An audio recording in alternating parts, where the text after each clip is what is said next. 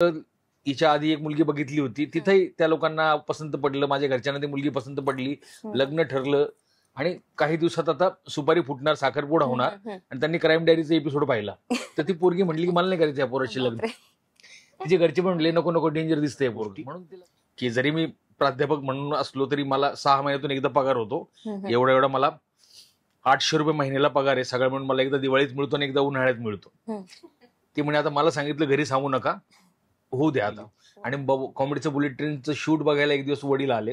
त्याच दरम्यान 2 महिन्यानंतर 1-2 महिने राहून, आणि तोपर्यंत डोळ्यावर हात ठेवूनच बसायचे, कारण डोळा उघडले की त्यांना सगळं 2-2 दिसायचं. डोळ्यावर हात ठेवून असायची किंवा अशी मफलर लावलेली असायची. तर त्या दिवशी ते ऑडियन्समध्ये बसले होते माझं शूटिंग बघायला आणि त्या दिवशी मला बेस्ट परफॉर्मर मिळालं. त्यांनी ते बघितलं आणि स्टेजवरून पण तेजस्विनी पंडित, मकरंद अनासपुरे वगैरे, त्यांनी योगेशचे वडील आलेत वगैरे, असं त्यांनी नमस्कार केला. आणि त्या दिवशी चमत्कार काय म्हणत नाही काय माहित नाही, त्यांचा डोळा जागेवर आला आणि त्यांना व्यवस्थित दिसायला लागलं. मी खाली वॉकला निघालो बरमुडा टी शर्टवरच. वॉक करता करता डोक्यात आला की हिला नेकलेस आवडला होता म्हणून गेलो. रस्ता क्रॉस करून बरमुडा टी शर्टवरच तो वॉचमन म्हणतो अरे काय डायमंड गेला, असं कसा आलाय हा माणूस. गेलो आणि म्हटलं तो नेकलेस.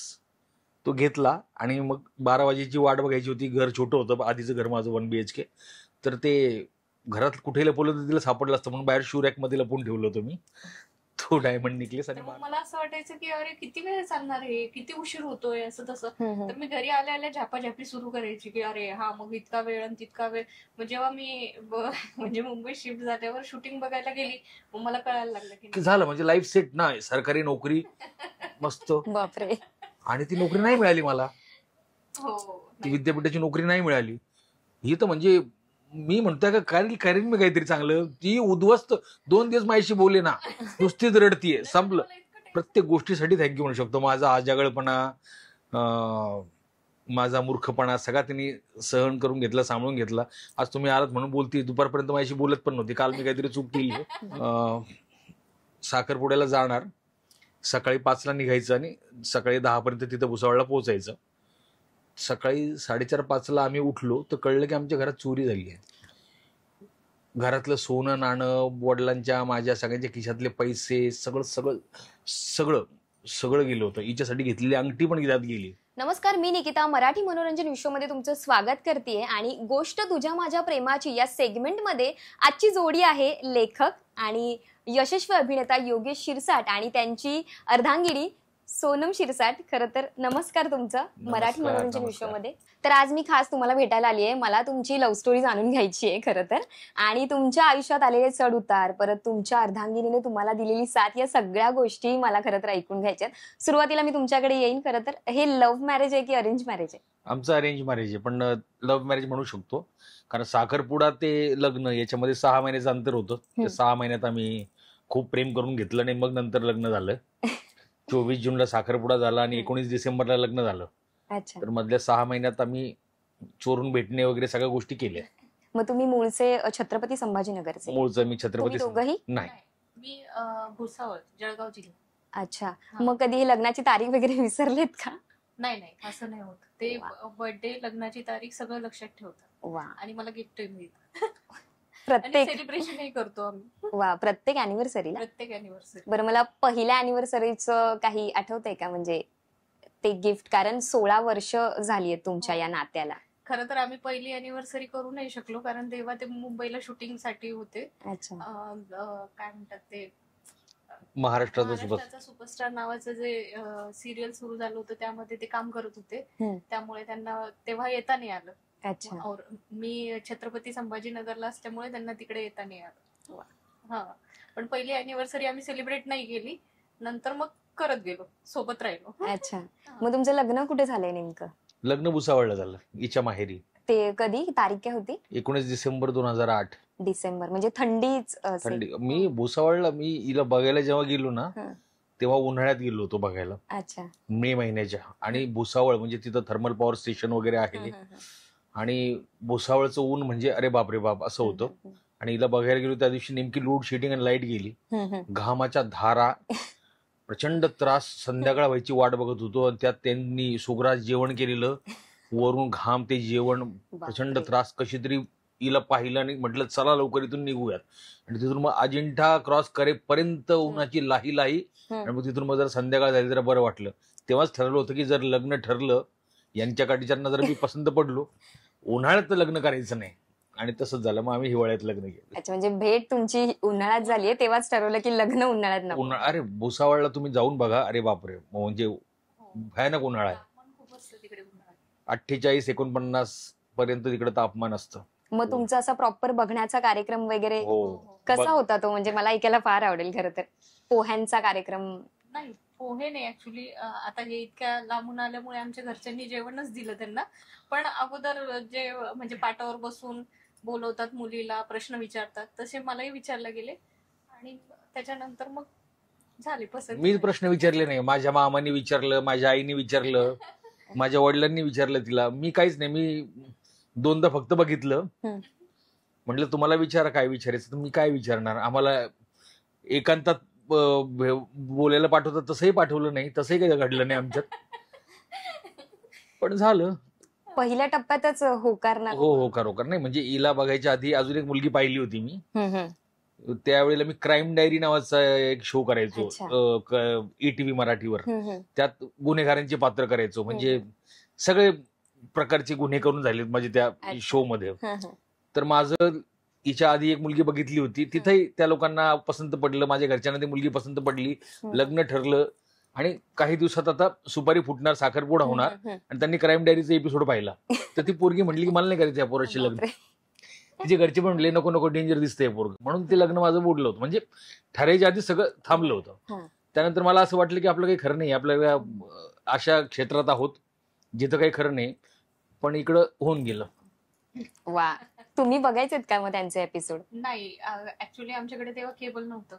अच्छा. आणि ते म्हटले की तुमच्या म्हणजे जो मुलगा बघायला आला त्याची सिरियल आहे रात्री 11:30 वाजता. मग भावाने विचार केला ठीक आहे बघूया. मग त्यांनी मित्राच्या घरी जाऊन बघितलं. म्हणे छान काम करतात. पण तोपर्यंत मी काही बघितलेलं नव्हतं. मी डायरेक्ट साखरपुडा झाल्यावर मग बघितली ती सिरियल. आणि मग कळलं मला. ऍक्च्युली माझं लग्न ठरलं त्याचं कारण म्हणजे मी सरस्वती भुवन नावाच्या महाविद्यालयात मी नाट्यशास्त्राचा प्राध्यापक होतो. CHB टीचर म्हणतात त्याला, क्लॉक आवर बेसिसवर. आणि त्यावेळेला तर असं होतं की 6 महिन्यातून एकदा पगार व्हायचा. पण नावाच्या मागे प्राध्यापक म्हणून हिच्या वडिलांना भावाला वाटलं की प्राध्यापक पोरगा आहे देऊन टाकू. पण साखरपुडा झाल्यावर मी हिला फोनवर सांगितलं होतं सगळ्या गोष्टी की जरी मी प्राध्यापक म्हणून असलो तरी मला 6 महिन्यातून एकदा पगार होतो. एवढा मला 800 रुपये महिन्याला पगार आहे. सगळं म्हणून मला एकदा दिवाळीत मिळतो आणि एकदा उन्हाळ्यात मिळतो. ती म्हणे आता मला सांगितलं घरी सांगू नका, होऊ द्या आता जे होईल ते पुढे बघू. इथेच म्हणजे त्यांनी तुम्हाला साथ दिली. हो, तिने प्रचंड साथ दिली. मी 7 वर्ष संभाजीनगर, मुंबई जे लग्नानंतर वाऱ्या करत होतो, स्ट्रगल करत होतो, त्या काळात तिने खूप घर सांभाळून ठेवलं. घरातल्या सगळ्यांना मला 2 लहान भाऊ आहेत, आई वडील आहेत. तर सगळ्यांना तिने एकत्र बांधून ठेवलं. कधीही तिने कुठला हट्ट केला नाही की मला वेगळं राहायचं, मला इथं त्रास होतोय किंवा कुठलाही. तिने सगळं सहज, म्हणजे त्रास पण तिने अगदी, संकट पण आपली सहज हे करून घेतली तिने की हे आपलं आयुष्य आता आणि आपल्याला असं जगायचंय. तिने खूप साथ दिली आणि म्हणून मी इकडे काम करू शकलो. म्हणजे डिसेंबरमध्ये लग्न झालं आणि पुढच्याच वर्षात ऑक्टोबरमध्ये मला मुलगा झाला. आणि मुलगा झाला, ही तेव्हा भुसावळ होती. मुलगा झाला तेव्हा पहिल्या बाळंतपणाला माहेरी. आणि मी त्याला बघायला जाणार तर मला मुंबईत महाराष्ट्राचा सुपरस्टार जो शो ते 40,000 मुलांमधून मी निवडला गेलो. तर मला मुंबईत बोलवलं. मी बाळाला भेटायला पण जाऊ शकलो नाही. मग 3.5 महिने मी त्याला भेटलोच नाही, हिला आणि बाळाला. तर त्याचं मी आता, तो 16 वर्षाचा आहे, ते अजूनही ऐकतो मी. म्हणजे ती तेव्हाची गोष्ट तुम्ही अजून पण अजूनही ऐकवते ती की पोरगा झाल्यावर 3.5 महिन्यांनी भेटलात तुम्ही, हे अजूनही. पोरगा 16 वर्षाचा झालाय तरी अजून ऐकावं लागतं मला. जबरदस्त. म्हणजे तुम्ही जॉईंट फॅमिलीमध्ये राहिलायत सगळे पहिल्यापासून? पहिल्यापासून जॉईंट फॅमिली. मला तुमच्या मुलांची नावं फार आवडली आहेत. ते नेमकं म्हणजे काय तुमच्या मनात नेमकं काय होतं की हीच नावं ठेवायची? नाही, मला कुठल्या देवाचं नाव किंवा कुठल्या महापुरुषाचं नाव असं नव्हतं ठेवायचं. की एक त्याची स्वतंत्र ओळख असावी. पण ते असं झालं की मी ती नावं ठेवली आणि ती माझंच मी स्वतःच हे करून घेतलं असं झालं. ते कौतुक करून घेतल्यासारखं. मोठ्या मुलाचं नाव साक्षात आहे आणि छोट्या मुलाचं नाव प्रख्यात आहे. साक्षात योगेश शिरसाट आणि प्रख्यात योगेश शिरसाट. खरंय, कमाल आहे. म्हणजे मी पण जेव्हा असं वाचलं ना, जुळवत होती ना, म्हटलं वा, म्हणजे मुलांची नावं तीच आणि कुठेतरी योगेश शिरसाट यांना सुद्धा एक वेगळीच ओळख मिळते त्या एका सेंटेन्समुळे. खरं तर हो. मला तुमच्याकडे यावंसं वाटतंय, तुमचा जो प्रवास होता म्हणजे तुम्ही मेकअप आर्टिस्ट सुद्धा होतात हो. का? मेकअप आर्टिस्ट, लेखक, ते यशस्वी अभिनेता. म्हणजे कशी होती सुरुवात आणि तुमचं बालपण, तुमच्या आई वडिलांची तुम्हाला या स्टेजला पोहोचण्यापर्यंतची साथ, याबद्दल ऐकायला फार आवडेल.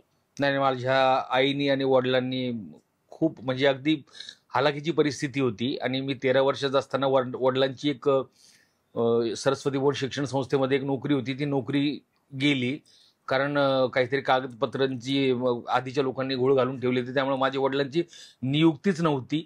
त्यामुळे त्यांची नोकरी गेली आणि माझ्या वडिलांनी हाय खाल्ली. त्यानंतर त्यांना कुठं काम करावं असं वाटेना.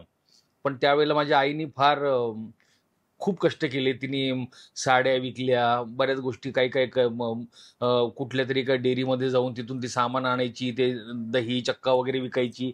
असं करून तिने आम्हाला सांभाळलं. वडिलांनी पण छोट्या मोठ्या नोकऱ्या केल्या. पण मी मग 13व्या वर्षापासूनच मी पण मग रस्त्यावर ओरडून पेपर वाटणे, मंगल कार्यालयात काम करणे, केटरिंगची कामं करणे, कपड्याच्या दुकानात कामं करणे, शाळा सांभाळून मी अशी कामं करत गेलो. म्हणजे अर्न अँड लर्न तेव्हापासून सुरू झालं.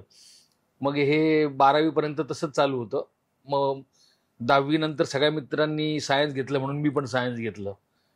पण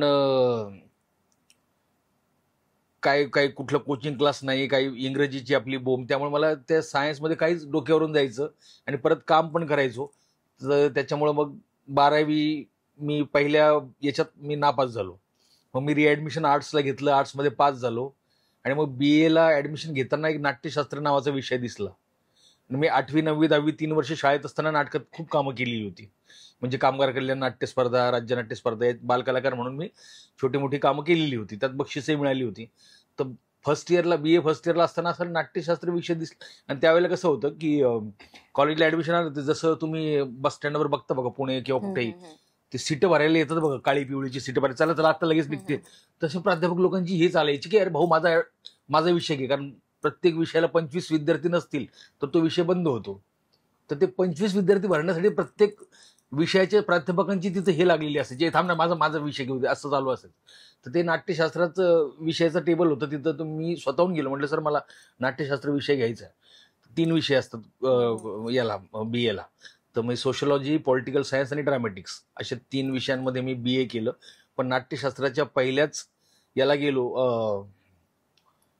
काय म्हणतात त्याला, लेक्चरला, आणि डॉक्टर दिलीप घारे आणि यशवंत देशमुख सर जे माझे गुरु आहेत त्यांचं लेक्चर केलं आणि मी म्हटलं बस आता आपल्याला हेच करायचं. पण घरची परिस्थिती अशी, आपण काम धंदे केले नाही तर घरी चालणार कसं घर. म्हणून मग मी एक काय म्हणतात जोडधंदा म्हणता येईल त्याला, म्हणून मी पथनाट्य करायला सुरुवात केली. मग पथनाट्याची कामं करायचो. मग इलेक्शनची पथनाट्य असो, कुठली सोशल कॉस्टचे पथनाट्याचे कॉन्ट्रॅक्ट निघतात याच्यातून, जिल्हा परिषदमधून, ते त्याच्यातून मी पैसे जमा करायला लागलो. मग BA झालो. मग MA ला आलो नाट्यशास्त्रामध्ये. मग आता घरी तर पैसे दिले पाहिजे, मग काय करायचं. तर मग प्रभाकर भावे म्हणून पुण्याचे एक मेकअप आर्टिस्ट आहेत, तर त्यांच्याकडं त्यांची 2 शिबिरं मी अटेंड केली संभाजीनगरला. आणि मग मी मेकअप करायला सुरुवात केली. मग मी खूप मेकअप केले. म्हणजे लग्नाचे पण, म्हणजे नवरदेव नवरीचे सुद्धा मेकअप केले मी. मग खूप म्हणजे हजारो मेकअप केले मी. मग युथ फेस्टिवलमध्ये एक मेकअप किट घेऊन फिरायचो. कुठल्याही कॉलेजचा हे असलं की जायचो, त्यांचा मेकअप करायचे. त्याच्यातून खूप उत्तम पैसे मिळायला लागले. मला माझ्या नाटकाचा छंद पण जोपासता यायला लागला. म्हणून मग मी मेकअप शिकलो. पण नाट्यशास्त्र करत असताना जसं MA झालो तर लगेच घारे सरांनी मला प्राध्यापक म्हणून जॉईन करून घेतलं सरस्वती भुवनला नाट्यशास्त्राला. मग तिथं विद्यार्थ्यांना युथ फेस्टिवलला घेऊन जायचं. मग एकांकिका नवीन पाहिजे, स्किट नवीन पाहिजे, म्हणून मग सर म्हटले तूच लिही, तुझं ह्युमर चांगलं आहे, तूच लिही. मग तिथं लिहायची थोडी सवय लागली. असा तो प्रवास आहे. जबरदस्त. म्हणजे मी ऐकतेय खरं तर, इतकं छान वाटतंय. पण ते म्हणतात ना, एखादा कलाकार किंवा कोणीही असो जो स्ट्रगल करून वरती आलेला असतो, हे ते स्ट्रगल आहे जे मी आता ऐकते, अक्षरशः असं ऐकत राहावं असं वाटतंय. खरं तर एक मुमेंट असते ना, जेव्हा ना आई वडिलांना ना असं वाटतं, प्राऊड फिलिंग होते की माझ्या मुलांनी हे अचीव्ह केलंय आणि त्यांच्या डोळ्यात ते अश्रू दिसतात. सगळ्यांच्या बाबतीत हे करत असतं. तुमच्या बाबतीतला हा क्षण कधी आला? माझ्या बाबतीत असे क्षण खूप वेळा आलेत. म्हणजे कामगार कल्याण नाट्य स्पर्धेत शाळेत असताना काम करत असताना पहिल्यांदा तरुण भारत नावाच्या एका न्यूजपेपरमध्ये माझं नाव आलं होतं. ते कात्रण माझ्या आई वडिलांनी खूप वर्ष जपून ठेवलं होतं, अजूनही आहे त्यांच्याकडं. तो आहे. किंवा जेव्हा मला 7-8 वर्ष हा येण्या जाण्याचा प्रवास, मुंबई संभाजीनगरचा प्रवास असह्य झाला, खूप त्रास व्हायला लागला. म्हणजे सुरुवातीच्या काही काळ तर असा होता की इथं मुंबईत कोणी मित्र नाही. बरं, जे मित्र होते येतो ये मुंबईला, आणि इथं आल्यावर फोन बंद करून ठेवायचे. मग मी रेल्वे स्टेशनवर झोपून दुसऱ्या दिवशी सकाळी 9ची शिफ्ट आहे एखाद्या सिरियलची, तर मी सकाळी 7लाच तिथं पोहोचलेलो असायचं, कारण राहायला जागाच नाही. तर तिथल्याच मेकअप रूमच्या छोट्या वॉशरूममध्ये तो जेट स्प्रे असतो, त्यानेच आंघोळ करून तिथंच सगळ्यांची वाट बघत बसणे, असं केलं. मग ते खूप वाढायला लागलं आणि मग मलाही असह्य झालं. मग नंतर थोडंफार कॉमेडीची बुलेट ट्रेनमुळे जरा थोडे पैसे जमा झाले, थोडं स्थैर्य आलं आर्थिक. तर तेव्हा मग मी हिला म्हटलं की आपण आता मुंबईला जाऊन थांबलं पाहिजे, कारण सचिन मोठे आणि सचिन गोस्वामी पण म्हटले, योगेश तुझं हे येण्या जाण्यात खूप वेळ आणि कष्ट वाया जात आहे, तर तू इकडं राहिलास तू 4 गोष्टी जास्त करू शकशील. मग मी एक दिवस जरा मनावर दगड ठेवून आईवडिलांना ऐकवलंच की मला मुंबईला जावं लागेल, मला तिकडे राहावं लागेल. मुलगा माझा तेव्हा 4 वर्षाचा झाला होता, मोठा मुलगा 4-5-6 वर्षाचा झाला होता. तर तो वडील म्हटले, हा ठीक आहे, आता तुला तुझं काम वाढतं, तुला तिकडे जाणं भाग आहे. आणि त्या दरम्यान वडिलांना असं झालं की मोठा मुलगा खूपच त्यांचा लाडका, घरातला पहिला नातू. तर ते आतल्या आत त्यांनी आतल्या आत ते असे कुढत गेले आणि त्यांची शुगर शूट झाली आणि ते एका डोळ्याने पॅरालाइज झाले वडील. त्यांचा एक डोळा हल्ला, एक बुबुळ इकडे गेलं, त्यांना आयसाईट गेली, समोरचे 2-2 दिसायला लागले. बरं, घरच्यांना, मी इथं मुंबईत होतो, घरच्यांना ही तोपर्यंत मी शिफ्ट केलं नव्हतं, फक्त सांगितलं होतं. इकडं मी एक फ्लॅट भाड्याने घेऊन ठेवला होता, पण यांना अजून शिफ्ट नव्हतं केलं. आणि हिने मला फोन केला की बाप्पांना असं असं होतंय. 3-4 दिवस होऊन गेले होते. मी गेलो, मी डॉक्टर मित्राला फोन केला, म्हणे यार तू पॅरालिसिसचा प्रकार आहे, लवकर ऍडमिट कर. मग ICU मध्ये होते वडील. मग तिथं खूप रडायचे, मोठ्या मुलाला जवळ घेऊन बसायचे, आता तू जाणार. जसं तिथून डिस्चार्ज झाला, मी इथं मुंबईला जे घर केलं होतं बायको मुलांसोबत, वडिलांना पण मी इकडे शिफ्ट केलं मुंबईत. 1-1.5 महिने यांनी त्यांची खूप सेवा केली आणि खूप व्यवस्थित, जसं ICU मध्ये AC होता, सगळ्या गोष्टी होत्या, तसं मी मुंबईतल्या त्या भाड्याच्या घरामध्ये AC लावून पप्पांची व्यवस्थित हे केली. आणि कॉमेडीचं बुलेट ट्रेनचं शूट बघायला एक दिवस वडील आले, त्याच दरम्यान 2 महिन्यानंतर, 1-2 महिने राहून. आणि तोपर्यंत डोळ्यावर हात ठेवूनच बसायचे, कारण डोळा उघडले की त्यांना सगळं 2-2 दिसायचं. डोळ्यावर हात ठेवून असायची किंवा अशी मफलर लावलेली असायची. तर त्या दिवशी ते ऑडियन्समध्ये बसले होते माझं शूटिंग बघायला, आणि त्या दिवशी मला बेस्ट परफॉर्मर मिळालं. त्यांनी ते बघितलं आणि स्टेजवरून पण तेजस्विनी पंडित, मकरंद अनासपुरे वगैरे, त्यांनी योगेशचे वडील आलेत वगैरे, असं त्यांनी नमस्कार केला. आणि त्या दिवशी चमत्कार का काय म्हणत नाही, काय माहीत नाही, त्यांचा डोळा जागेवर आला आणि त्यांना व्यवस्थित दिसायला लागलं. पुढची अनेक वर्ष त्यांना चष्मा पण नव्हता. तर ती एक फारच सुंदर गोष्ट आहे. आणि आईबद्दल म्हणाल तर 12वीला असताना मला जसं कळलं की मी आता नापास होणार आहे, तर मी घर सोडून निघून गेलो आणि मी एका पुलाच्या कामावर होतो. 4-5 महिने पुलाच्या कामावर घरी झालो नाही. तर माझा शोध घेत घेत माझी आई तिथं आली होती. त्या दिवशी मी ते माती काम करणारे पोरं, मी त्यांच्यात उभा आहे, डोक्याला रुमाल, काळा कुट्ट झालेलो. त्या दिवशी आईला फार वाईट वाटलं. मला माहिती तू नापास झाला, पण घरी चल, आता इथं काम नको करू, म्हणून ती मला परत घरी घेऊन आली होती. तशा बऱ्याच गोष्टी आहेत. म्हणजे आई वडील त्यांनी कुठल्याच गोष्टीला मग मला कधी थांबवलं नाही की आपली परिस्थिती अशी, त्यामुळे तू पैसे कमवून आणलेच पाहिजे, तू तुझं छंदबिंद बाजूला ठेव, तुला जे करायचं ते कर, तुला जे योग्य वाटतं ते कर, आमचं काही म्हणणं नाही. असं आई वडिलांना खूप आनंदाचे क्षण दिले. म्हणजे आयुष्यभर आम्ही भाड्याच्या घरात राहिलो, दर 2 वर्षाला 3 वर्षाला घर बदलत राहिलो. जेव्हा मग मी मुंबईत स्वतःचं घर घेतलं, तर म्हटलं आता हे माझं घर 1-2 वर्षाचं व्हायच्या आत मला माझ्या आईवडिलांसाठी घर घ्यायचंय. आणि मग आईवडिलांसाठी मोठं घर घेतलं आणि मग त्यांना म्हणजे सुखाचा आणि हक्काचा निवारा मिळवून दिला. वा, कमाल. मी तुमच्याकडे येईन, मला तुमचंही बालपण जाणून घ्यायला फार आवडेल. तुम्ही याच्या आधी काय करायचं? माझं शिक्षण BA सेकंड इयरला माझं लग्न आलं. 3rd इयर मी तिकडेच कम्प्लीट केलं भुसावळला. नंतर MSW ला मी ऍडमिशन घेतलं औरंगाबादला. तर मग मी एक एक्झाम होती ती दिली आणि मग त्याच्यानंतर मी MSW 2 वर्ष कम्प्लीट केलं. त्याच्यानंतर मी 2 ते 3 वर्ष जॉब केला औरंगाबादला आणि मग त्यानंतर आम्ही मुंबईला शिफ्ट झालो. आणि बालपण म्हणाल तर माझे वडील रेल्वेत नोकरीला होते, त्यामुळे बालपण आनंदात होतं. आणि घरी लहान असल्यामुळे मग लाडच लाड. पण इकडं मोठी असल्यामुळे मग जबाबदारी कळली की कसं असतं, किती हँडल करावं लागतं. हे नंतर अंगावर पडत गेलं, मग कळत गेलं की नाही मोठं झाल्यावर खूप जबाबदाऱ्या असतात. Yes. तोपर्यंत आपण लहानच आहे असं समजूनच सगळं चाललेलं होतं. अचानक लग्न झाल्यावर अरे बापरे इतकी जबाबदारी असते आपल्यावर. सगळंच मग पार पाडावं लागलं मोठी सून म्हणून. ते एक असतं ना लग्न झाल्यानंतर की मुलींना ऍडजस्ट करावं लागतं, म्हणजे कारण सगळंच बदलतं खरं तर लग्न झाल्यानंतर. माणसं बदलतात, ती राहण्याची पद्धत बदलते. तर तुम्ही जेव्हा ह्यांच्याकडे आलात तेव्हा अशा काही गोष्टी घडलेल्या का की बापरे हे असं असं करावं लागणार आहे का मला? कुठेतरी हे प्रत्येक मुलीच्या, आता माझं स्वतःचं लग्न झालंय, माझ्या बाबतीतही म्हणजे कुठेतरी असतंच ते थोडंफार, बापरे हे असं असतं, बापरे इतकी माणसं, आणि त्यात तुम्ही जॉईंट फॅमिलीमध्ये राहिले. माझं तर मला कौतुक वाटतंय फार. एकच प्रॉब्लेम होता की मला स्वयंपाक येत हा. नव्हता. मग तेव्हा आहे ना मला इतके लोक आणि मग इतका स्वयंपाक, मग ते मला सुरुवातीला खूप जड द्यायचं, समजायचंच नाही, अंदाजच कळायचा नाही. मग नंतर नंतर हळूहळू सवय होत गेली. सासूबाई सांगत गेल्या नाही नाही एवढं करायचं तेवढं करायचं, मग ते हळूहळू सवय होत गेली. बाकीचे कामं येऊन जायचे, पण स्वयंपाक म्हटलं की मग मला टेन्शन यायचं, अरे बापरे आता इतक्या लोकांचं आपल्याकडून होईल की नाही, असंच व्हायचं अगोदर. बरं, हिची आई सुगरण, त्यामुळे आई कधी यांना स्वयंपाकाला काही मदतीला घेतलंच नाही. इकडे येऊन कळलं. आता पण ती उत्तम स्वयंपाक करते. आता मी म्हणजे किती लोकांचा स्वयंपाक करू शकते. वा. आमच्या हवाई युद्धाच्या टीम मध्ये तर सगळे फॅन आहेत तिच्या स्वयंपाकाचे. म्हणजे महिन्यातून एक दिवस तरी असा असतो की मी सगळ्यांसाठी म्हणून हिच्या हातचा डबा सगळ्यांसाठी घेऊन जातो. भारत गणेश पुरे, कुशल बद्रिके, प्रियदर्शन जाधव, अंकुर वाढवे, भाऊ कदम, हे खूपच हिच्या कुकिंग हिच्या याचे स्वयंपाकाचे फॅन आहेत सगळे. मग पहिला असं काही गडबड झालेली का, एक पदार्थ बनवलाय आणि तो बिघडलाय असं? खूप पदार्थ बिघडवले मी, पण माझ्या घरच्यांनी कधीच मला नाव ठेवलं नाही. आणि ते म्हणजे जसं आहे तसं खाऊन घेतलेलं, त्यांनी कधीच नाव ठेवलं नाही. म्हणजे आमच्या घरात एक होतं, ताटात आलं की कोणीच नाव ठेवायचं नाही. मग ते दीर असू दे, सासरे असू दे, कोणीही असू दे, ते गपचूप खाऊन घ्यायचे. काहीच म्हणायचे नाही की हे वाईट झालं, हे चांगलं झालं, हे काहीच नाही. वा. त्याच्यामुळे जमलं ते हळूहळू. तुमचं आणि तुमच्या सासूचं नातं कसं होतं? सासूबाई आमच्या खूप स्ट्रिक्ट आहे, म्हणजे अजूनही खूप स्ट्रिक्ट आहे, पण तसं चांगलं नातं आहे. म्हणजे असं काही खूप रागवल्या ओरडल्या असं नाही, पण त्यांचं असं आहे की ही गोष्ट झालीच पाहिजे. म्हणजे ती असं आपण बसून राहिलोय आरामात आणि मग ते पडलेलं आहे असं चालत नाही त्यांना, म्हणजे ते करावंच लागतं आम्हाला. त्याच्यामुळे आमची 3 जणी, आम्ही, माझ्या अजून 2 जावा आहेत, आमचे कधीच वाद नाही, कामावरून कुठलेच नाही.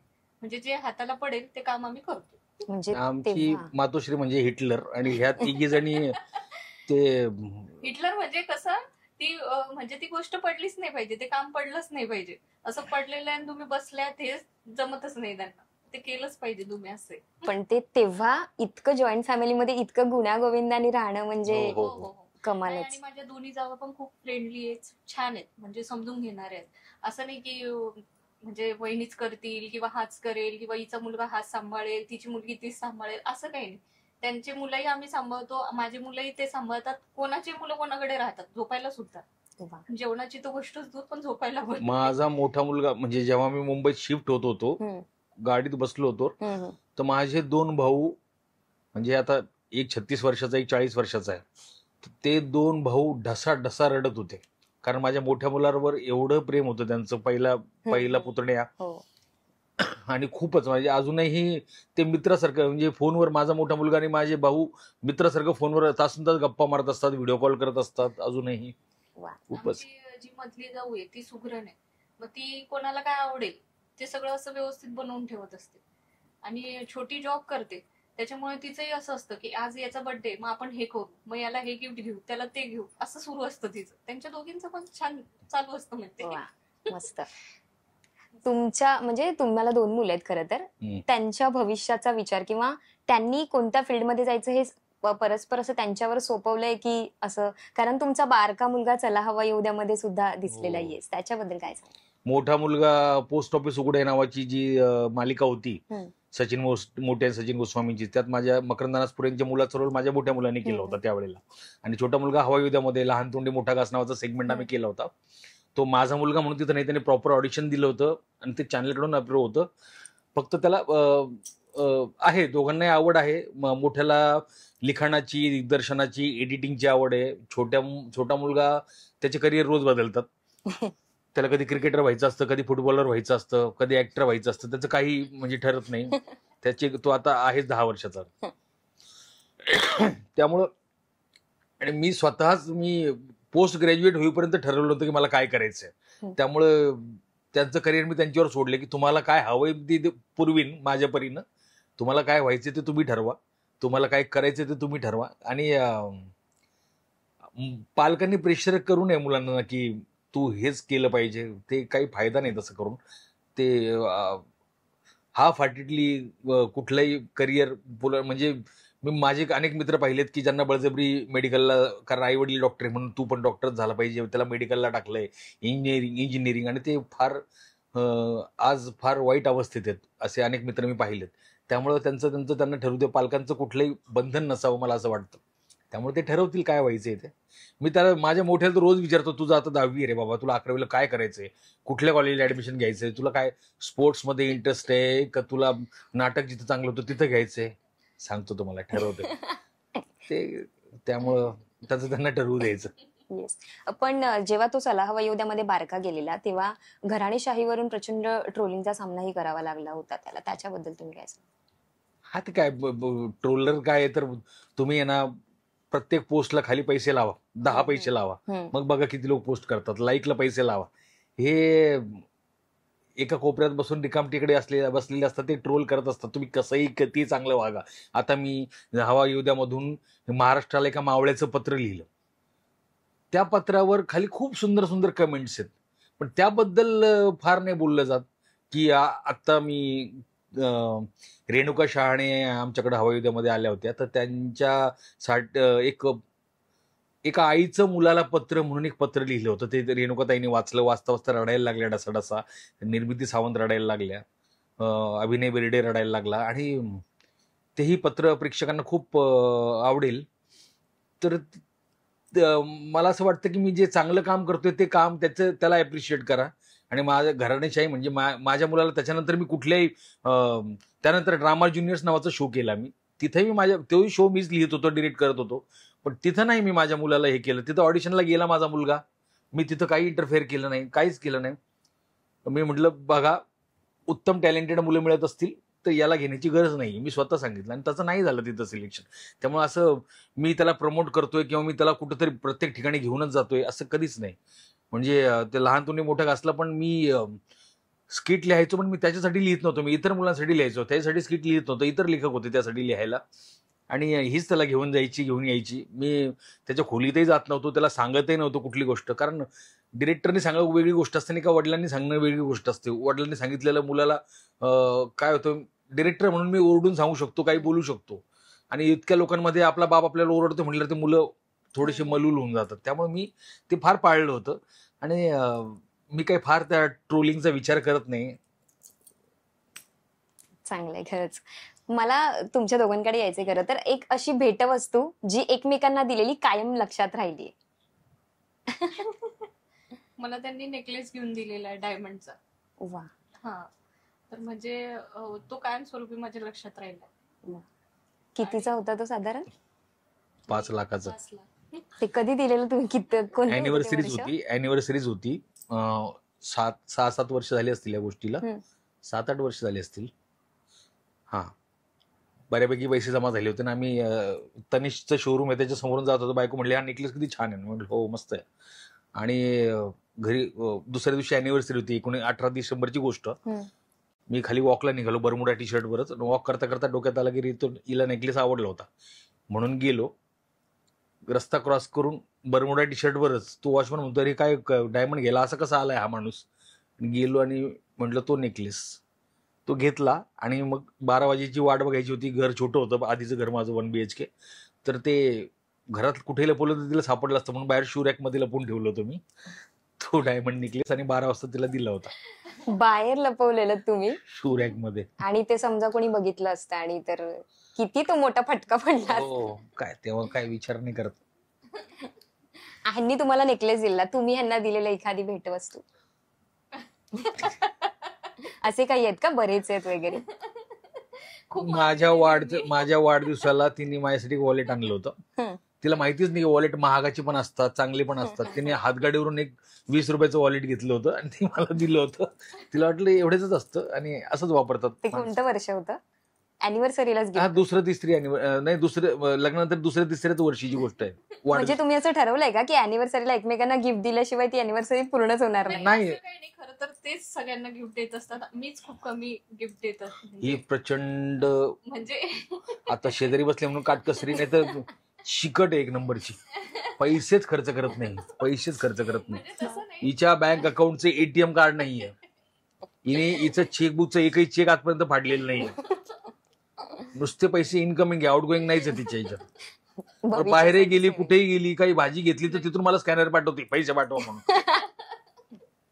म्हणजे काटकसर कशी करायची आणि सेव्हिंग्स, म्हणजे इन फ्युचर काही प्रॉब्लेम नको व्हायला. आणि ते नाही. माझ्यासाठीच नाही, पूर्ण घरात घरासाठी. बरं ती मित्र परिवारात सगळ्यांना गिफ्ट घेतच असतात ते. आणि दर महिन्याला त्यांची अशी शॉपिंग चालू असते. शॉपिंग हा आवडतीचा प्रकार आहे. मला बहुतेक तो आजार आहे शॉपिंगचा. मला 2-3 दिवस जरी शॉपिंग नाही केलं तर मला असं कस तरी व्हायला लागतं. एन्झायटी वगैरे होते की? हा, मग मी कुठेतरी कपड्याच्या शोरूम मध्येच जा, म्हणजे भाजीपाला आणणे सुद्धा माझ्यासाठी शॉपिंग म्हणजे एक उत्सव असतो. भाजीपाला आणायला जातो तर मला खरेदी करायला खूप आवडतं, काही असो. कोरोना काळात म्हणजे आमच्या घराच्या खाली भाजीवाले यायचे. मग तिथं खूप गर्दी असायची, लाईन असायची. म्हणून मी हे म्हणायचे, जाऊ दे तू, राहू दे, मुलांकडे बघ, मी जातो. असं बऱ्याचदा झालं. आणि मग कधी जर मी चुकून गेली ना तर मला बायका विचारायच्या, अरे आज सर नाही आले. म्हटलं, अरे त्यांनाही कळलं तुम्हीच येतच म्हणून, तुम्ही जातचा भाजी घ्यायला. वा. नाही, पण हिच्या काटकसरीमुळे एक फायदा झाला. माझी जी 2-3 घरं झाली ती फक्त हिच्यामुळे झाली. कारण मी इव्हेंटला जायचो, जे पैसे यायचे ते मी तिच्याजवळ द्यायचो. कधी विचारलंच नाही की किती जमा झालेत, काय काय. आणि जेव्हा मला घर घ्यायची वेळ आली, डाऊन पेमेंट करायचं होतं, तेव्हा ती म्हटली आहे आपल्याकडे पैसे, आणि तिने मला ते पैसे दिले. आणि त्याच्यामुळे डाऊन पेमेंट झालं आणि लोन झालं आणि पहिलं घर झालं. दुसऱ्या घराच्या वेळेला पण तिनेच पैसे दिले. त्यामुळे तिच्या सेव्हिंगमुळेच माझी, नाहीतर मी खूप उधळे आहे. आणि मला असं वाटतं आहे खिशात पैसे तर खर्चून टाका, कशाला ठेवायचे खिशात, असं होतं मला. तिचं तसं नाही. तुम्ही जेव्हा इथे मुंबईत आलात तेव्हा असं काही नवीन जागा, नवीन ऍडजस्टमेंट, कारण तुम्ही चाळीत रूम घेतलेलीत का तेव्हा नाही. भाड्यानी? हा, पहिलं जे भाड्याचं घर होतं ते चाळीत नव्हतं, पण अशी चाळ टाईपच होती, जुनी बिल्डिंग. अच्छा. सृष्टी म्हणून एरिया आहे तिथं. ऍडजस्टमेंट म्हणजे काय ना, ती गुजराती सोसायटी होती. तर मग ते लोक त्यांचेच एकत्र असायचे. आमच्या मुलांसोबत खेळायलाच कोण नाही. अच्छा. तेव्हा आम्ही बोर व्हायचो. मग कधी असं झालंय का की हे आता शूटला जायचे तुम्ही, तेव्हा तिथेच कधी कधी राहणं होत असेल, तर मग एक स्त्री म्हणून दोन्ही मुलांचा अशा वेळी सांभाळ करणं, म्हणजे हे नसताना, म्हणजे हे जेव्हा बिझी असतील किंवा यांचं स्केड्यूल बिझी असेल? माझा मुलगा प्रचंड समजदार आहे. तो खूप गोष्टी हँडल करतो. म्हणजे लहानपणापासूनच, सेकंडला असताना पण तो म्हणायचा, नाही ठीक आहे ना, पप्पा नाहीये ना, मग काय नाही, आपण बघू ना टीव्ही, थोडा वेळ टीव्ही बघू, मग आपल्याला झोप आली की आपण झोपून घेऊ. म्हणजे लहानपणापासून त्यांना ती इतकी सवय होऊन गेली ना की बाबा घरी नाही, ही जबाबदारी आपली आहे, आईची पण आणि लहान भावाची पण. तर त्याने ते पूर्णपणे हँडल केलं सगळ्या गोष्टी. अजूनही तो पूर्ण हँडल करतो. म्हणजे काही सांगितलं, काही आणायचं असलं तरी असं कधी नसतं की बाबा घरी नाही तर आपण हे ठीक आहे ना मम्मा, करून घेऊ ना आपण, काय फरक पडतो, असं आहे त्यांचं. कधी कधी ही कुठंतरी बाहेर गेलीये, मी कुठेतरी नाहीये, आणि लहान भावाला भूक लागली तर तो त्याला ऑमलेट करून दे, चहा करून दे, चहा ब्रेड दे, असं तो सगळं व्यवस्थित त्याला छान सांभाळतो. छोट्याला झाडणे, लादी पुसणे सगळं करतो तो मोठा मुलगा. बारक्या म्हणजे हट्टी वगैरे अजिबात नाही? दोन्ही पोरं हट्टी नाहीयेत, फार समजदार आहेत. म्हणजे मलाच कधीतरी वाटतं करा बाबा काहीतरी हट्ट करा, पण काय होतं, मीच बळजबरी काही काही वस्तू आणून देत राहतो त्यांना. अरे पप्पा काय यार, आम्हाला मागायच्या आधी काय आणून देतं, आम्हाला मागू तर द्या काही गोष्टी, असं होतं त्यांना कधी कधी. ते कधी कधी कसं होतं ना, लहान मुलांना जी परिस्थिती जी डोळ्यासमोर बघतो ना आई वडिलांना, ते त्यांच्या मनामध्ये म्हणजे ते राहतं, असं होतं कधी कधी. मग त्यांना ते कळतात त्या गोष्टी, कारण लहानपणापासूनच जर हट्ट पुरवायला लागले तर मग ते मोठे होऊन सुद्धा तितकेच हट्टी होतात की नाही मला तुम्ही द्यायचे ना, मला हे पाहिजेत. अशी काही मुलं आहेत. हो. आणि त्याने बघितलंय ना की आम्ही आमच्या आई वडिलांची किती सेवा केली, आमच्या आई वडिलांचा प्रत्येक शब्द किती शिरसावंद म्हणून मानलाय ते. आणि हे नकळत ते इन्सर्ट होत असतं मुलांमध्ये की आपले आई वडील त्यांच्या आई वडिलांचा एवढं आदर करतात, मग आपली पण जबाबदारी वाढते. हे आपोआप आपसूक त्यांच्यात येत जातं. आम्हीच जर आमच्या आई वडिलांबद्दल वाईट त्यांच्या समोर बोलायला लागलो, काही करायला लागलो, तर ते त्यांचंही ठरतं की आपण मोठे झाल्यावर आपल्याला असंच वागायचंय. तर ते जे पेरतं तेच उगवतं, असं मला वाटतं. खरंच. बरं, लग्न झाल्यानंतर तुम्हाला एकमेकांबद्दलची अशी गोष्ट आहे जी लग्न झाल्यानंतर कळाली आहे, तेव्हा अशी रिॲक्शन आली आहे का कधी? अरे बापरे, हे असे आहेत आणि ही अशी आहे, असं काही घडलेलं का? नाही, असं तर काही घडलं नाही. फक्त एकच गोष्ट होती. मी एकदा यांच्या मित्राच्या घरी गेली होती. तो मित्र फारच व्यसनी होता आणि मग त्यांच्या घरच्यांना म्हणजे त्याला सोडवायला हे नेहमी जायचे. तर त्या लोकांनी मला इतकं काय काय सांगून ठेवलं, त्याला मला इतका शॉक बसला की अरे बापरे, म्हणजे आपलं काय चुकलं की काय लग्न करून. तेव्हा मला थोडं हे झालं होतं. मग मी विचारलं, पण ते म्हणे नाही नाही बाई, असं काही नाही म्हणे, मी सोडवायला जातो. तर त्यांना उगाच असं गैरसमज आहे, हा याच्या सोबत राहतो म्हणून. तेव्हा ते थोडंसं झालं होतं.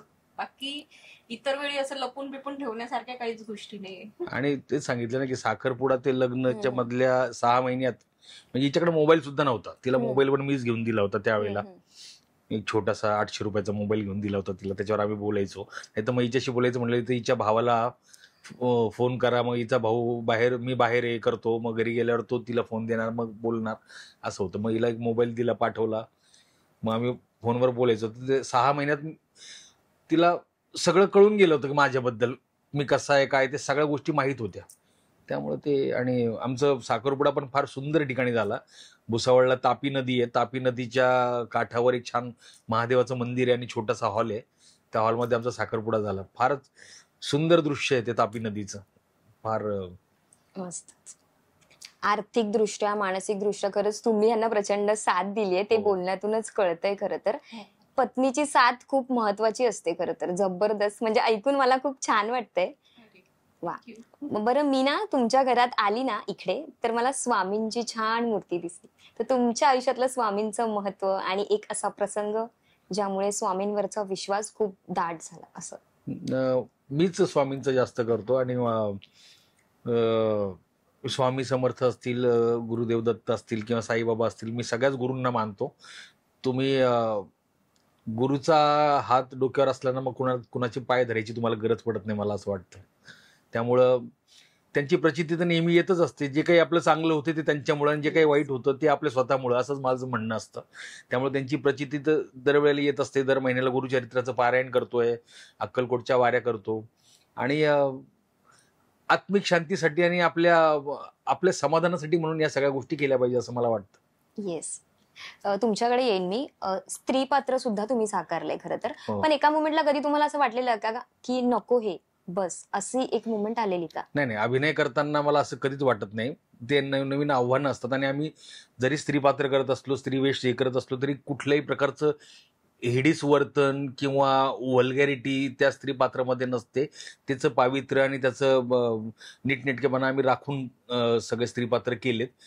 बऱ्याच ठिकाणी त्याच्यासाठी पण आम्ही ट्रोल झालो. आता हवायुद्धाचा नवीन सीझन जो सुरू झाला होता, त्यात आम्ही आवर्जून ठरवून असं केलं, यावेळेला मी अभिनेत्याच्या याच्यात नाही, रूपात नाही, मी लेखक आणि दिग्दर्शक आहे हवायुद्धाचा.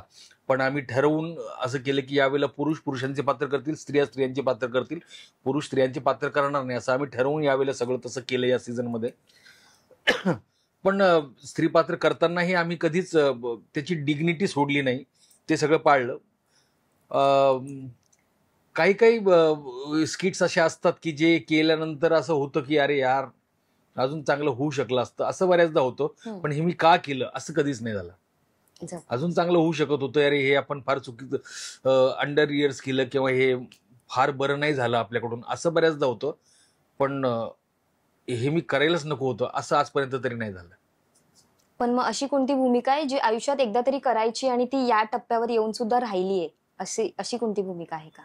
नाही, अशा तर मी अजून एवढं काही कामच केलं नाही की मला माझा ड्रीम रोल वगैरे. अजून मला जो मिळेल तो ड्रीम रोल आहे, जो मिळेल तो प्रामाणिकपणे करायचा. आणि मला मोठ्या पडद्यावर खूप मोठं काम करायचंय, त्याची मी वाट बघतोय, ते होईल कदाचित लवकरच. त्याच्यासाठी बघूयात, आता प्रयत्न चालू आहेत. अजूनही मी ऑडिशन्स देतो, अजूनही मी माझं अमिताभ बच्चनचं वाक्य आहे, अमिताभ बच्चनजींचं वाक्य आहे की कलाकाराच्या आयुष्यातलं स्ट्रगल कधीच संपत नाही. तर त्याला नवनवीन आव्हानं स्वीकारायचीच असतात, आणि माझं ते काम चालूच आहे. मला हे ऐकायला आवडेल की दुनियादारी चित्रपट तुमच्यापर्यंत कसा आलाय, म्हणजे तो किस्सा काय होता? महाराष्ट्राचा सुपरस्टार झाला त्यानंतर सगळ्या पोरांना काही ना काही कामं मिळाली. निलेश साबळेला फुवाई फुजा अँकरिंग मिळालं, अभिजित खांडकेकरला माझ्या प्रियाला प्रीत कळेना नावाची सिरियल मिळाली. सगळ्यांना काही ना काही मिळत होतं आणि मी तो शो संपल्यानंतर परत संभाजीनगरला निघून गेलो. परत आपली छोटी मोठी कामं सुरू झाली तिकडची. तर आमच्या चॅनलमध्ये त्यावेळेला दीपा तेली नावाची EP होती. तिला नेहमी असं वाटायचं की योगेशचं काहीतरी व्हायला पाहिजे, योगेश एवढा चांगला ऍक्टर आहे, परत निघून गेलाय. तर तिने संजय जाधवांना आणि हर्षदा खानविलकरांना सांगितलं की योगेश शिरसाटला तुम्ही घ्या, योगेश शिरसाटला घ्या. मग मला एक दिवस हर्षदा खानविलकरांचा फोन आला संभाजीनगरला असताना की योगेश, आपण एक सिनेमा करतोय, त्यात तुझ्यासाठी रोल आहे आणि तुला एवढे एवढे पैसे मिळतील. म्हटलं चालेल, मी येतोय. म्हणे तू मुंबईला कधी येऊ शकतोस भेटायला. मी मुंबईला आलो भेटायला. संजय जाधवांनी घरी बोलवलं. तिथं वैभव चिंचाळकर त्याचे लेखक आणि संजय जाधव बसलेले होते. मला बघितलं, अरे हा तुला ओळखतो मी, तुझा असा असा रोल आहे, श्रीचा रोल आहे, आपण दुनियादारी नावाचा सिनेमा करतोय. म्हटलं दुनियादारी कादंबरी? हा त्याच कादंबरीवर. मी म्हटलं दिग्याचा रोल करतो, कोण करतंय, श्रेयसचा कोण करतोय? म्हणजे तू वाचलीये? म्हटलं हो, मी 10वी 11वीला असतानाच वाचली ती कादंबरी. त्यांना फार मस्त वाटलं. आणि नंतर मग त्यातला जो शेवटचा सीन आहे, म्हातारे झाल्यानंतर परत कट्ट्यावर भेटतात, तर तो कट्ट्यावरचा सीन मधले सगळ्यांचे डायलॉग्स पण, त्या लाईन्स पण मी लिहिल्यात त्यात. आणि दुनियादारी सिनेमानंतर मात्र आयुष्यच बदललं. त्यानंतर मागवून पाहायची गरजच नाही पडली. एकामागे एक कामं मिळत गेली. आजता काय चालू आहे. वा, मस्त. आणि ती चला हवी उद्यात तुमची ती मैत्री, निलेश साबळे, भाऊ कदम, सागर कारंडे, काय निलेश साबळेंबद्दल काय सांगा? निलेश माझा फार म्हणजे महाराष्ट्राचा सुपरस्टार पासूनचा मित्र. तोही पुण्याहून आलेला, सासवडचा. तो BAMS झालेलं, पण त्याला अभिनयाची आवड. आणि मग तिथं आम्ही दोघेच असे होतो की जरा ग्रामीण भागातले, आणि हे सगळे पोरं बऱ्यापैकी शहरी, पुणे, मुंबई, नाशिक अशा मोठ्या शहरातली. आणि ते फार एकदम असे हाय क्लास होते सगळे. आणि मी आणि निलेश मात्र बुजऱ्यासारखे होतो, थोडेसे बॅकफुटला असायचो. पण मग आमचं सिलेक्शन झालं. मग नंतर असं झालं की तिथेही सचिन गोस्वामीच होते आम्हाला सिलेक्शनला. ते म्हटले की ह्या दोघांना ठेवायला पाहिजे, कारण हे जरा लिहितात पण चांगलं, यांच्याकडे डिरेक्शनचं पण हे आहे. मग आमचं ते सुरू झाला प्रवास. आणि मग आमच्या दोघांचं तिथे एवढी घट्ट मैत्री होती की रूम सुद्धा आम्ही दोघं शेअर करायचो, एकत्रच असायचो. आणि मग गोस्वामी तर आम्हाला म्हणायचे, हे योगेश शिरसाट आणि साबळेचा मठ आहे. कारण सगळे पोरं यायचे, त्यांचं कुठलंही स्किट आलं की दादा याच्यावर सांग ना, काय करता येईल, काय भरायचं ना. आम्ही आमचं स्किट सोडून त्यांच्याकडे लक्ष देत राहायचो. आणि तर त्याचा फायदा आता होतो रायटिंग डिरेक्शनला. मग ती लिखाणाची आणि डिरेक्शनची आम्ही दोघं खूप सतत याच विषयावर, फक्त सतत स्किट, नाटक, सिनेमा याच विषयावर, याच्या व्यतिरिक्त आमचं काही बोलणंच नसायचं दोघांचं. तर तीच मैत्री. नंतर जेव्हा फुबाई फूच्या शेवटच्या 2 सीझनला मी ग्रूमर म्हणून होतो डिरेक्शनला सचिन गोस्वामींसोबत, ते 2 सीझन संपले.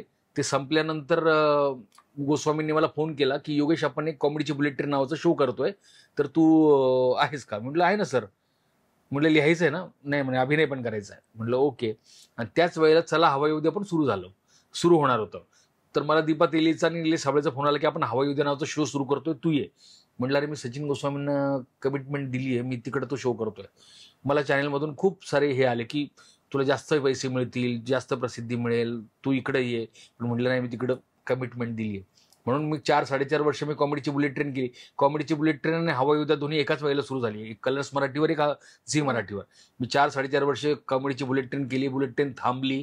त्यानंतर अंकुश चौधरींसोबत मी, आणि त्याच वेळेला हवाई उद्याचा विदेश दौरा सुरू झाला.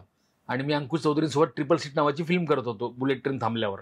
तर फिल्म दरम्यान मला लंडनमधून निलेश साबळेचा फोन आला की योगेश, मी खूप एकटा पडलोय आणि माझ्याकडून लिखाण होत नाही, मी जरा तब्येत पण बरी नाही, तर मला लिखाणाला मदत कर. म्हणून मी इथं बसून लंडन आणि ऑस्ट्रेलिया 2 दौरे इथं बसून मी त्यांना लिहून दिले. आणि त्या वेळेला काय झालं की लंडन आणि ऑस्ट्रेलिया दौऱ्याचे स्किट्स जरा बरे झाले, चांगले झाले. तर ते चॅनलच्या बिझनेस हेड जे आहेत निलेश मयेकर, त्यांनी विचारलं की हे कोणी लिहिलं होतं? तर निलेशने आणि सगळ्या कलाकारांनी सांगितलं की योगेश शिरसाट औरंगाबादून, आपलं अहमदनगरवरून लिहून पाठवत होता. मग ते म्हटले की तो सध्या काय करतोय? नाही, तो सध्या आता बुलेट ट्रेन थांबलाय तर काही करत नाहीये, तर सिनेमा करतोय. माझा सिनेमा संपला, त्यांचा विदेश दौरा संपला, आणि इन्स्टंट मी हवाई उद्या जॉईन केलं. हवाई उद्याला त्यानंतर तेव्हा 4-4.5 वर्ष झाली होती. मग पुढचे 3-3.5 वर्ष झाली होती. आणि मग 6-7 वर्ष मग मी हवाई उद्या केलं. आता हा दुसरा सीझन पण करतोच आहे. मस्तच. तुम्हाला टीव्हीत बघून किती छान वाटायचं? नाही, मला ना थोडं टीव्हीचं आकर्षण कमी होतं. हं. पण मी जेव्हा बघायला लागले ना, मग तेव्हा मला कळायला लागले की नाही, शूटिंग असं असतं, इतका वेळ लागत असतो. म्हणजे कधी कधी चिडचिड होते ना, की नाही बाबा शूटिंग म्हणजे आपल्याला जॉब सारखंच वाटतं सरळ बरोबर. सरळ. तर मग मला असं वाटायचं की अरे किती वेळ चालणार हे, किती उशीर होतोय असं तसं. तर मी घरी आल्या आल्या झापाझापी सुरू करायची की अरे हा मग इतका वेळ आणि तितका वेळ.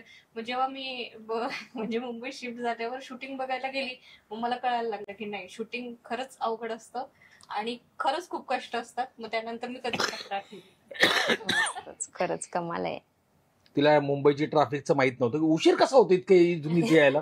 एकदा तिला ट्रॅफिक दाखवली एकदा नेऊन, मग तिला कळलं की नाही होतो उशीर खरंच म्हणजे आहे. तुम्ही फिरायला घेऊन गेलात की ट्रॅफिक दाखवायला घेऊन ते गेलात? दोन्ही गोष्टी एकत्र केल्या मी.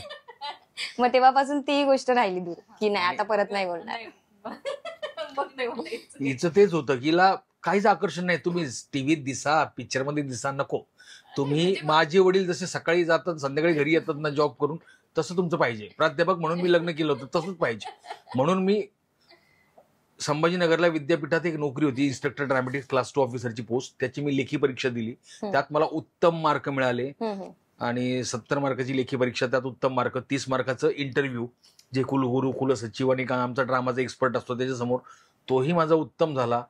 आणि त्या जागेचा मी प्रबळ दावेदार की मी होणार काम आता माझं. आणि सगळं ही घरात पूजा करायला बसली, देवपाण्यात ठेवून नवऱ्याचं काम होऊ दे की झालं, म्हणजे लाईफ सेट. नाही सरकारी नोकरी मस्त. बापरे. आणि ती नोकरी नाही मिळाली मला, हो. ती विद्यापीठाची नोकरी नाही मिळाली. ही तर म्हणजे मी म्हणतोय का करेन मी काहीतरी चांगलं. ती उद्ध्वस्त 2 दिवस माझ्याशी बोलले ना, नुसतीच रडतीये. संपलं. मला इतकं टेन्शन आलं की बाबा आता पुढे कसं, म्हणजे स्ट्रगल बरोबर. चालूच असतं ना. आपल्याला थोडी माहिती सक्सेस कधी मिळणार, बरोबर. आपण सेटल कधी होणार. आणि लगेच मला फुबाई फुचे ते सीझन, शेवटचे 2 सीझनचं मला हे मिळालं. तिला मी पहिल्या महिन्याचा चेक दाखवला. हे बघ म्हटलं 60,000चा चेक 1 महिन्यात, 3 महिन्यात सीझन संपणार आहे, पुढे काय करणार आहे तुम्ही, असं हिचं पुढचा म्हटलं. प्रश्न तयार आहे. हा, ही नोकरी कायमस्वरूपी होती ना आयुष्यभराची. म्हणजे वडील गव्हर्नमेंट जॉबला असल्यामुळे असं वाटायचं ना की गव्हर्नमेंट जॉब म्हणजे सिक्युरिटी असते आयुष्याची, एवढंच माहिती होतं. मग पुढे कसं असतं, काय असतं, फेम असतं किंवा लोक ओळखतात किंवा मग असं काहीच माहिती नव्हतं, म्हणजे डोक्यातच नव्हतं. मग ते हळूहळू व्हायला लागलं, मग कळायला लागलं की नाही बाबा खरंच असतं बाबा इथे पण काहीतरी. तुमच्या मनात असं काही आलेलं का की माझी जी बायको आहे तिचे जे वडील आहेत ते गव्हर्नमेंट सर्वंट आहेत आणि ती माझ्यासोबत या घरात राहायला आलीये, तर तिला काही गोष्टी म्हणजे कलाकार म्हटल्यावर स्ट्रगल आलंच, मराठी इंडस्ट्रीत स्ट्रगल हे आलंच, पण कधी कधी ना एक काम असतं ना ते कधी कधी फिक्स नाही राहत. हो. म्हणजे चढ उतार येत असतात, हो. कधी कधी हातचं काम निघून जातं. हो. तर अशा वेळी तुम्हाला एका पॉइंटला वाटलं की बापरे हिला मी आणलंय तर खरं, पण हिला मी व्यवस्थित म्हणजे राहू शकेल नाही, इथे कसली पैशाची एक चणचण नाही ना भासणार, अशा काही गोष्टी ज्या तुमच्या मनात आलेल्या आहेत का? नाही, तुम्हाला सांगू का, माझं म्हणजे माझे मित्र पण अरविंद जगताप पण म्हणतात आणि माझे अनेक मित्र म्हणतात की तुझ्यामध्ये फार डेअरिंग आहे, तू पुढचा विचारच करत नाहीस. मी फक्त आज मध्ये जगतो. हिला आणलंय ना, सांभाळीन हिला, बघीन पुढं काय व्हायचंय. आहेत ना पैसे, घेऊन टाका घर, हप्ते कसे फिटायचे बघू. म्हणजे माझं पहिलं घर घेतलं आणि घरात वास्तू शांती झाली आणि दुसऱ्या महिन्यात कॉमेडीची बुलेट ट्रेन थांबलं, बंद. सगळे टेन्शन मध्ये की आता मला गोस्वामींना माझ्यापेक्षा जास्त टेन्शन की अरे योगेशने आत्ताच घर घेतलं, याचं कसं होणार पुढे. तर त्यांनी राहिलेले 3 महिन्याचे पैसे एकत्र देऊन टाकले. तर मी इतका बिंदास की त्या पैशाची मी गाडी घेऊन टाकली. मी हा नाही विचार केला की माझे 3-4 महिन्याचे हप्ते जातील पुढे. मी त्याची गाडी घेतली 4 व्हीलर आणि अजून एक हप्ता वाढवून घेतला गाडीचा. अशा वेळी तुम्हाला फार टेन्शन टेन्शन येतं. मला येतं, मला खूप टेन्शन येतं. म्हणून ते आता काटकसर करतायत. हो, कारण मला माहिती की म्हणजे असा विचारच नसतो की आपल्याला ही गोष्ट घ्यायची. म्हणजे प्लॅनिंग हा प्रकारच नाहीये त्यांच्याकडे, की काहीतरी आयुष्यात प्लॅनिंग असते. ते म्हणतं सोनम आयुष्यात आहे ना प्लॅनिंग करून जगायचं नसतं. बरोबर. माझं असं आहे की प्लॅनिंग केल्याशिवाय काही घ्यायचं नसतं. तुम्ही अशा विचार आहेत की आज उद्या माणूस जगेल की नाही. हा, मी कुठलीच गोष्ट प्लॅन करून केलेली नाही आजपर्यंत. हे घर पण तडकाफडकी, आधीचं घर पण म्हणजे भाजीपाला घ्यायला जायचं सारखं. माझी पहिली 2 व्हीलर इथं मुंबईत आल्यावर मला चालत खूप चालावं लागायचं. म्हणजे रिक्षावाले जवळ म्हणून यायचं नाही, चालत खूप लांब असायचं. कंटाळलो, वैतागलो तर आमिर हडकरीकडेच राहायचा, म्युझिकवाला आपला बुलेट ट्रेनचा. आमिरला बोलवलं, म्हटलं आमिरदा मला गाडी घ्यायची 2 व्हीलर, चल. गेलो TVSच्या शोरूम मध्ये, म्हणे वेटिंग आहे. म्हटलं आत्ता मला ताबडतोब माझ्या खिशात पैसे आहेत, मला आत्ता गाडी घ्यायची, कुठली आहे. ते म्हणे ही आहे. म्हटलं मी ही आणि ही आहे, ही ब्लॅक आणि रेड. म्हटलं रेड देऊन टाका. म्हणजे जसं काही भाजी घ्यायला गेलोय की ही देऊन टाका. अहो ते पासिंग बिसिंग, म्हटलं मला आधी गाडी देते, पासिंग नंतर करून, मला गाडी पाहिजे. असं म्हणून मी गाडी घेतली. मी कुठलीच गोष्ट प्लॅनिंग करून करत नाही. मला जे घ्यायचं असतं तडकाफडकी रस्त्याने चालताना हे चांगलं दिसलं घेऊन टाका, पुढचा विचार पुढे बघूयात. म्हणजे तुमच्या मनात ती भीतीच नव्हती नाही, कधी भीती अजूनही नाहीये. अजूनही नाहीये त्यांना. असं काही वाटत नाही की आता आपलं पुढे कसं होईल आणि मग काय. आणि म्हणजे एखादा माणूस डिप्रेशन मध्ये जातो ते तुमच्या मला डिप्रेशन कधी येतच नाही. मला डिप्रेशन दुसऱ्यांना देतात. जशी परिस्थिती येईल तसंच सामोरं जायचं, हो. जे काय होईल ते होईल. हो. जबरदस्त, कमाल आहे. म्हणजे मी मुंबईत शिफ्ट व्हायच्या अगोदर माझा सगळा संसार रेडी होता. फ्रीज, टीव्ही, सगळं एसी वगैरे सगळ्या गोष्टी रेडी होत्या घरामध्ये. मुंबईत आल्यानंतर तुम्ही हे सगळं घेतलं पण फटाफट? हो, म्हणजे मी यायच्या ही यायची शिफ्ट घ्यायच्या आधी मी घर भाड्याने, फ्लॅट भाड्याने घेऊन, छोटस वन रूम किचनच होतं ते भाड्याने घेऊन, नवीन फ्रीज, नवीन टीव्ही, सगळ्या गोष्टी, की संभाजीनगरहून काहीही आणायचं नाही आपल्याला. ते आपल्या आई वडिलांचं आहे, ते त्यांचंच आहे. जरी आपण घेतलेलं असलं तरी ते त्यांचंच आहे. इथं आपण नवीन घ्यायचं सगळं. आणि मी सगळं एक सेकंड हँड एसी सुप्रिया पठारीने घेऊन ठेवला होता, तोही मी सगळं इथं नवीन घेतलं आणि नवं घेत गेलो. वा, जबरदस्त. आता 16 वर्ष झाली आहेत तुमच्या लग्नाला. एक अशी मुवमेंट की तुम्हाला एकमेकांना थँक्यू पण म्हणायचंय आणि सॉरी पण म्हणायचंय, अशी एखादी गोष्ट? सॉरी तर मला हिला रोज म्हणावं लागेल. रोज म्हणावं लागतं हे रोज म्हणावं लागतं. हो, कारण घरात पसारा केला. जेवताना कधी असं होत नाही की मी काही सांडलं नाही माझ्या पायावर. इथं ते जिकडे गेलो तिकडे पसारा, कपडे कुठे टाकलेले असतात पसारा करतो मी. तिला रोज सॉरी, आणि मी लई त्रास देतो सगळ्यांनाच, हिला पण पोरांना पण. त्यामुळे तुम्ही रोजच सॉरी म्हणू शकतो. थँक्यू तर तिला आयुष्यभर म्हणेन मी, की एवढी छान गोड मुलं दिली, माझ्या आई वडिलांना सांभाळलं. माझे आई वडील आत्ताच 2 ऑगस्टला माझे बाबा गेले, पण फार तृप्त होऊन गेले. सोनेला खूप आशीर्वाद देऊन गेले. माझे बाबा म्हणजे आमचं असं फार कम्युनिकेशन नाही आहे आई बाबांसोबत, की फोन करून आईला कशी आहेस तू, काय तब्येत कशी आहे, जेवली, हे आमच्यात अशी फॉर्मॅलिटी नाहीच आहे. आई आणि माझ्यात पण नाही, वडिलांमध्ये माझ्यात पण नव्हते. पण ही रोज हिला फोन येतात, आईचे फोन येतात, माझ्या बाबांचे फोन येतात, तासनतास गप्पा मारायचे. फार हिने खूप सांभाळले, सगळ्यात गोष्टी खूप समजून घेतल्यात. खूप तिला प्रत्येक गोष्टीसाठी थँक्यू म्हणू शकतो. माझा आजागळपणा, माझा मूर्खपणा सगळा तिने सहन करून घेतला, सांभाळून घेतला. आज तुम्ही आलात म्हणून बोलती, दुपारपर्यंत माझ्याशी बोलत पण नव्हती. काल मी काहीतरी चूक केली.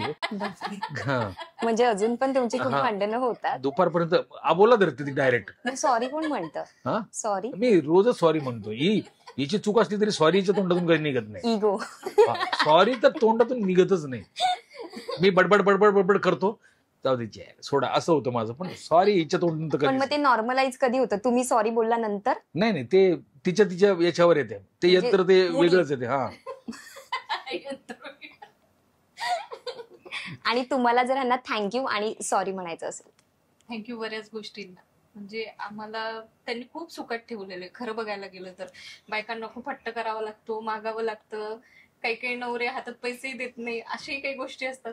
पण मला ही कधी गरजच भासली नाही. म्हणजे माझ्याकडे पैसे नाही हे कधी मला जाणवलंच नाही. म्हणजे मी जे मागितलं ते मिळत गेलं, किंवा नाही मागितलं तरी मिळत गेलं. त्यामुळे थँक्यू. आणि सॉरी म्हणायचं असेल तर मला आहे ना, छोट्या छोट्या गोष्टींमध्ये बदल करावा लागेल स्वतःमध्ये. तो मी करत नाही, त्याच्यामुळे त्यांची चिडचिड होते. तर मी तो करेन. पण तुम्हाला ते आवडतंय? बघ काय, इतकी वर्ष नाही, मग बोलायला पण तिचा खरं तर माझा साखरपुडा आधी 8 जूनला ठरला होता, 3 जूनला ठरला होता. माझ्या घरात एक प्रॉब्लेम झाला म्हणून मग 8 जूनला शिफ्ट केला. मग तो प्रॉब्लेम संपलाच नाही म्हणून 24 जूनला शिफ्ट केला. 24 जूनपर्यंतही तो प्रॉब्लेम सॉल्व्ह झाला नव्हता. तर मी माझ्या आईला सांगितलं की सांगून टाक त्यांना की नको आता आपल्याला नाही करायचं साखरपुडा. नाही असं नाही, करावंच लागेल. ठरलं. साखरपुड्याला जाणार, सकाळी 5ला निघायचं आणि सकाळी 10 पर्यंत तिथं भुसावळला पोहोचायचं. सकाळी 4:30-5ला आम्ही उठलो तर कळलं की आमच्या घरात चोरी झाली आहे. घरातलं सोनं नाणं, वडिलांच्या माझ्या सगळ्यांच्या खिशातले पैसे, सगळं गेलं होतं. हिच्यासाठी घेतलेली अंगठी पण त्यात गेली. पोलीस स्टेशनला कंप्लेंट करायला गेलो, काही होईना. याच्यात मग नवीन अंगठी घ्यायची म्हणून 10 वाजेपर्यंत सोनाराचे दुकान उघडायची वाट बघतोय. ते लोक तिकडे टेन्शनमध्ये, हे यांचे, की यांनी सकाळचा नाश्ता करून ठेवलाय की हे 9:30-10 पर्यंत पोहोचतील. दुपारची जेवणाची तयारी सुरू. आणि आम्ही 11 वाजता इथून निघालो सगळं हे घेऊन. तर हिच्या आईचा BP लो झाला की हे काय करतात ते लोक, 3 वेळा साखरपुडा पुढे ढकलला, यांना करायचं का नाही. माझ्या नातेवाईकांमध्ये काही लोकांचं या पोरीशी लग्न ठरल्यापासून घरात प्रॉब्लेम चालू आहेत, ही काही बरी दिसत नाही पोरगी, असं सुरू झालं. कसा बसा साखरपुडा झाला आणि सगळ्यांच्या मनात हाच की हिचा पायगुण काही बरा नाहीये. पण लग्न करून ही घरात आली, त्याच्यानंतर मी जी करत होतो तीच कामं, पण कामं सुरळीत चालत होती. मेकअपची कामं बरी चालली होती, पथनाट्याची, नाट्यशास्त्रात पण मला मग महिन्याला पगार मिळायला लागला जो 6 महिन्याला होता. पैसे बऱ्यापैकी, तिथे आम्ही गरिबीतच होतो. म्हणजे आता चांगल्या मोठ्या हॉटेलमध्ये जाऊन आईस्क्रीम खाऊ शकतो, तेव्हा गाडीवर कुल्फी खायचो, पण तेवढीच मज्जा करायचो, तेवढं छान होतं. आणि नंतर मग जसा मला मोठा मुलगा झाला, मग त्याच्या पायगुणानं तर माझं लाईफच बदललं. महाराष्ट्राचा सुपरस्टार, मग दुनियादारी, मग फू बाय फू, मग कॉमेडीची बुलेट ट्रेन, मग हवा येऊ द्या, मध्ये अनेक सिनेमे, असं सगळं सगळं लागून त्या पोराच्या पायगुणानं तर फारच बरं झालं. म्हणजे मोठा पोरगा, छोटा पोरगा तर म्हणजे तो जन्माला आला तर स्वतःच्या घरातच आला, असं झालं. तर ते सगळं घडत गेलं तिच्या पायगुणाने. जे आधी सगळ्यांना शंका होती की ही आली तर या पोराचं काय होईल, आता सगळ्यांची मतं बदलली आहेत. वा, मस्त. आणि गंमत काय असते माहिती का, या क्षेत्राविषयी बऱ्याच जणांना माहिती नसतं. मग ते नातेवाईक खूप हे करतात, अरे ते तर तिकडे राहतात, ही तर इकडं आहे संभाजीनगरला, म्हणजे मग काय आहे नेमकं असं, मग ती का नाही सोबत राहत. म्हणजे ते त्यांना पडलेले प्रश्न असतात. पण आज जेव्हा आम्ही सेटल झालो, सोबत राहतोय, तेव्हा आता त्यांना कळतंय की नाही हे का वेगळे होते, का म्हणजे स्ट्रगल चालू होतं किंवा काय, हे गोष्टी त्यांना माहित नसतात. म्हणजे काहीतरी आपले निष्कर्ष लावत असतात, सांगत असतात. मग आई वडिलांनाही टेन्शन येतं की नाही बाबा खरंच म्हणजे आपण बघितलंय तर व्यवस्थित केलंय की नाही. पण आज ते ठामपणे सांगू शकतात की आम्ही जे केलं ते योग्यच होतं म्हणून. वा, मस्तच. कमाल आहे, लव्ह स्टोरीज कमाल आहे तुमची खरंच. मला ऐकून इतकं छान वाटतंय खरं तर.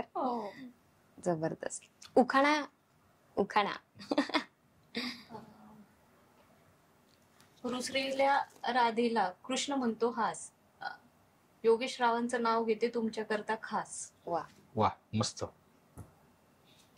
फक्त राधा रुसते, रुक्मिणी रुसत नाही. रुक्मिणी रुसत नाही आणि माझी राधा पण नाही बाहेर कुठे. मी पण घ्यायचं उखाणा. हो, म्हणून मी थांबलीये सर. कधी करतो हवाई उद्या, कधी करतो बुलेट ट्रेन, कधी करतो हवाई उद्या, कधी करतो बुलेट ट्रेन, सोनमचं नाव घेतो, शांत ठेवीन माझा ब्रेन. वा, मस्तच घेतलाय तुम्ही. इथल्या इथे इन्स्टंट बनवलाय. हा, मस्त. सर, तुम्हाला बिग बॉस मध्ये जायला आवडेल का? नाही, अजिबात नाही. त्या उखाळ्या पाखाळ्या चकाट्या पिटणे, त्यापेक्षा मी 4 चांगली कामं करीन, 2 चांगले सिनेमे घरात बसून लिहीन. मी माझ्या घरात बिग बॉस सारखाच असतो.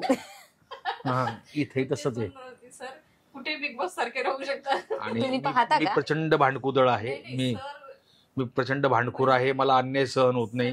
असं कोणाला त्रास देत हेच बघवलं जात नाही. ते सारखे नाही असं तसं.